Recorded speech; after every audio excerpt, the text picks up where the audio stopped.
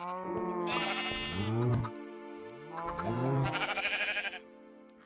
everyone, I'm Liz, I'm Chris. and tonight we're actually going to be talking about kind of a heavy topic. Right.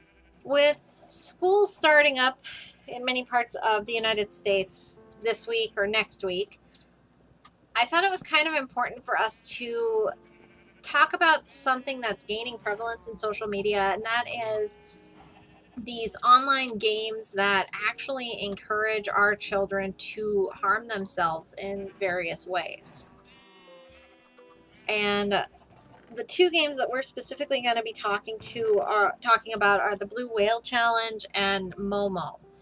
And you've probably heard of some of these. Um, they typically aim at kids who are isolated, feel like they don't have anyone that they can talk to, feel like they're alone. Maybe they're having issues with mental health already. And oftentimes, kids will lean toward things like self-harm in a way to try to manage emotions that they're going through in puberty. And now I know a lot of you are going to be saying, well, wait a minute, kids have been going through puberty for eons. And that doesn't mean that they were self-harming to deal with going through puberty. You're right. Kids have not been self-harming, to my knowledge, for centuries. This is something that I think is pretty new. Kids cutting, kids hurting themselves. One thing that is seeming to be true of this is they're doing it in order to try and have some control in their lives of those emotions that they're dealing with. And oftentimes the kids that are doing it are feeling very isolated, very alone. And you work in a mental health facility too, so you get to witness this firsthand. I see it a lot with the kids I work with, and it's always incredibly sad um, because oftentimes they feel like they don't have any other way to express their emotions. Oh, my baby chicken died. Oh. And, I talk to my parents about this, and they're like, well, that's stupid. Why would they self harm because they're having a bad day? And it's kind of one of those things, it's like, that's not all there is to it. And so, yeah, I think I'm just going to kind of get into it here. Well, it's kind of like you witness a friend who their boyfriend or husband or whatever is being emotionally or physically abusive to them, and you're like, why are you in that relationship? It's kind of the same thing, I think, isn't it? It's similar. Kind of that, well, I don't know any other way to be. Maybe they're in a situation where they feel like they're being brainwashed into it.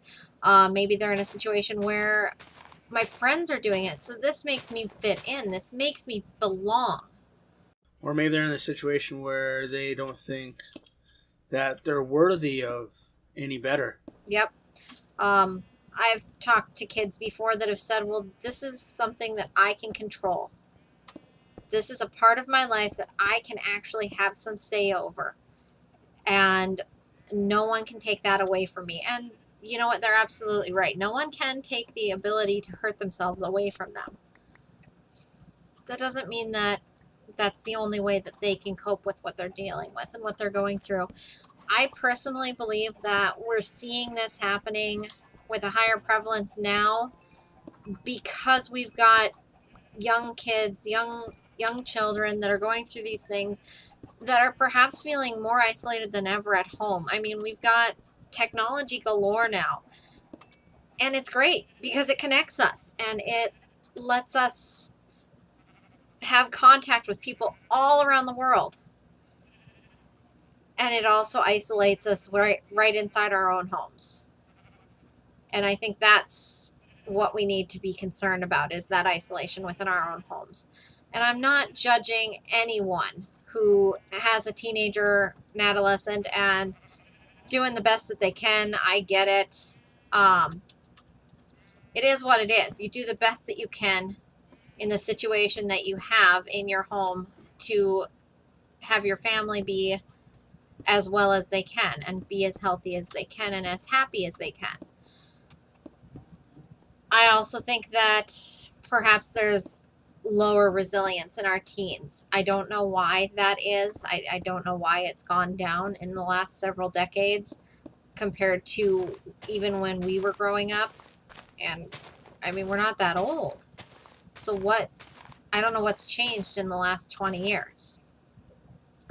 And so I'm going to just kind of start by talking about the Blue Whale Challenge.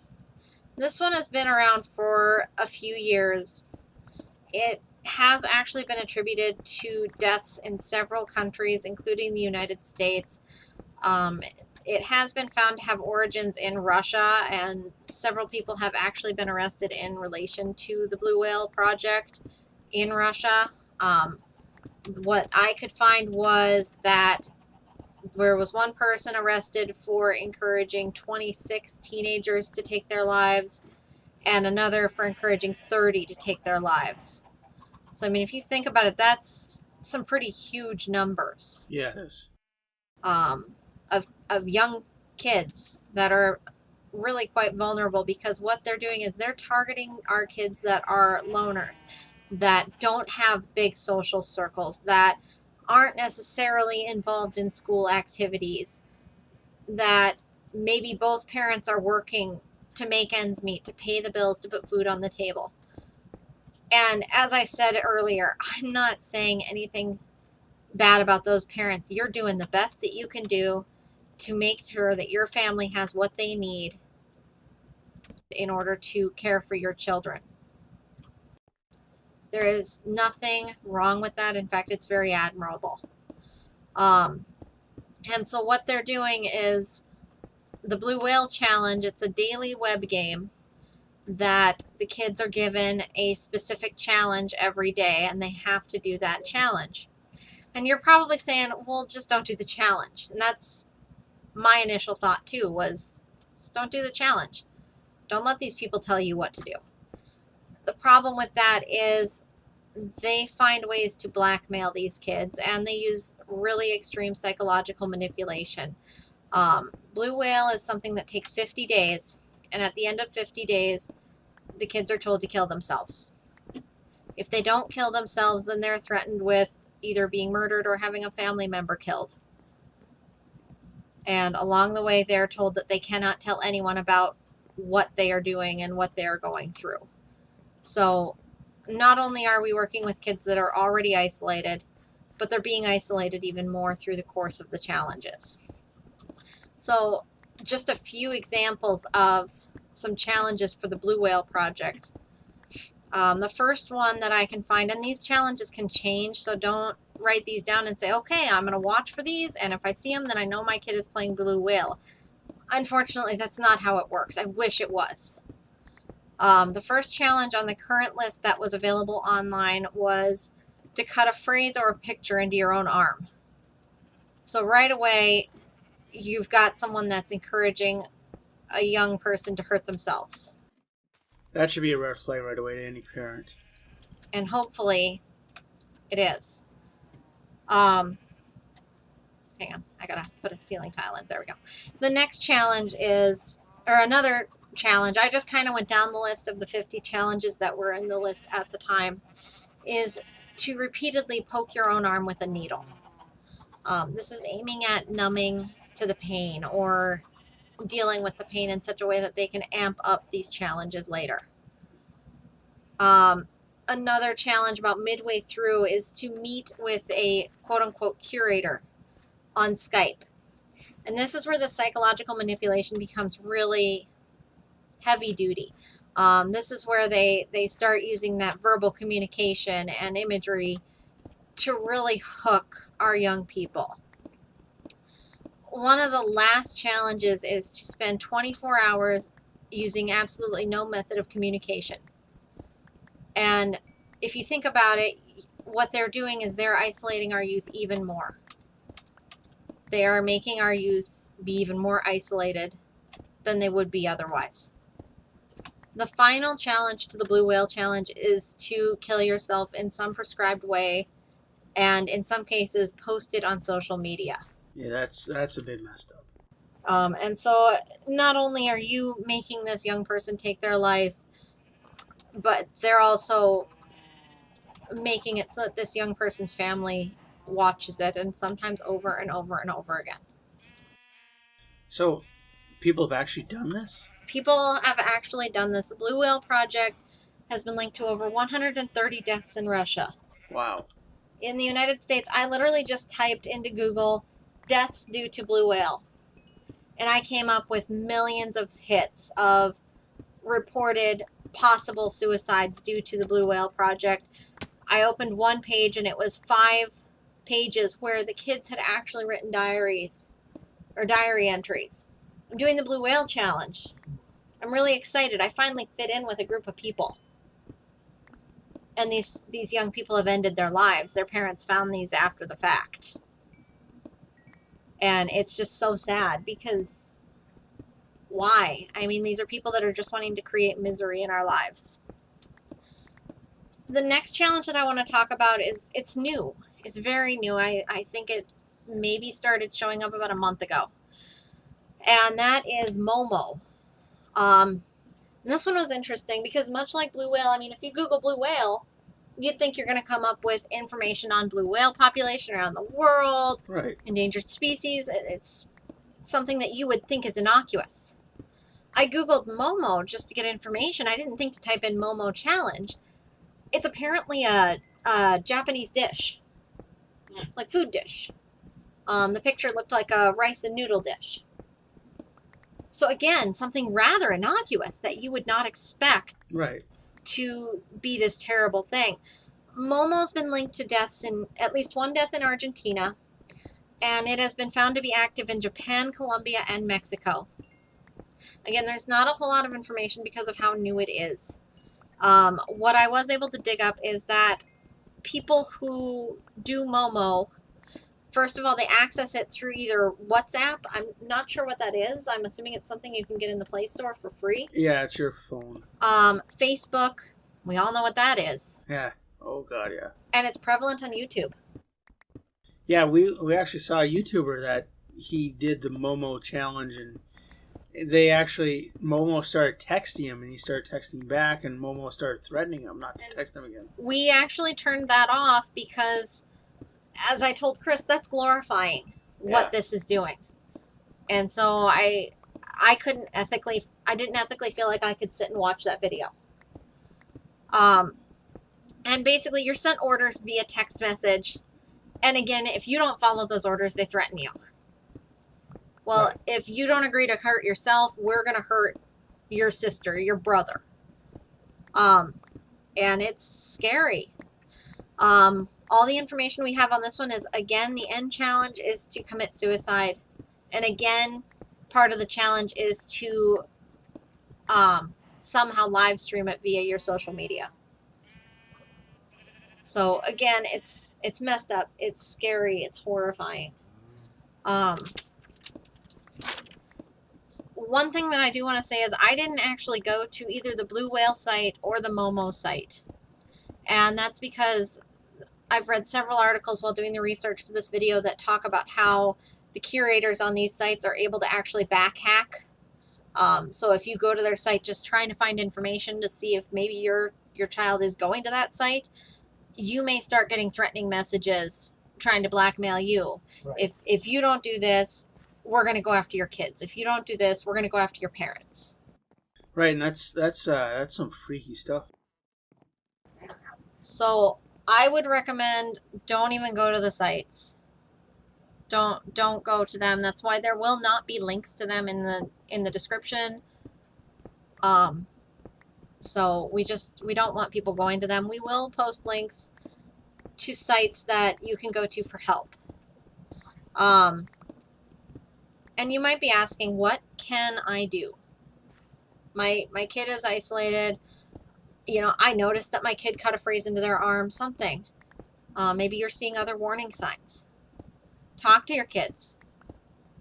And maybe it's not your kid. Maybe it's a friend that you're noticing is getting more and more withdrawn. Talk to them. Ask them, are they okay? Do they want to come hang out? Is there something that's bothering them? Yeah, I think the biggest thing that would help prevent this is parents just don't be um, kind of complacent, I guess. Take an interest in your kids, what they're doing. Don't just let them do. Oh, he's gonna do what he wants to do.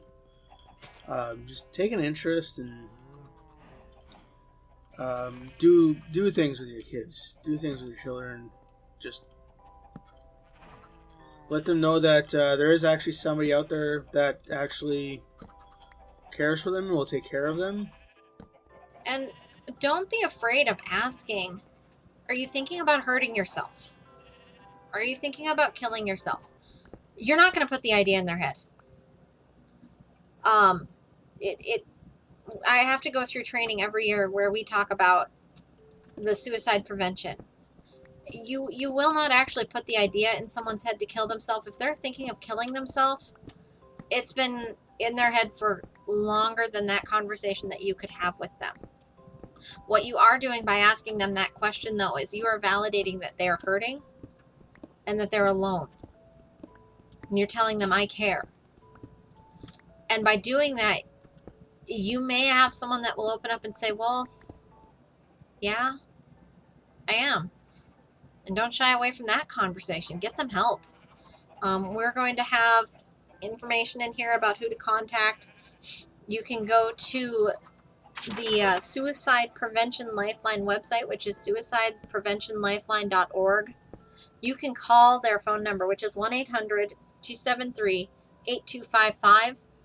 And if you go to their website, there's even a live chat option.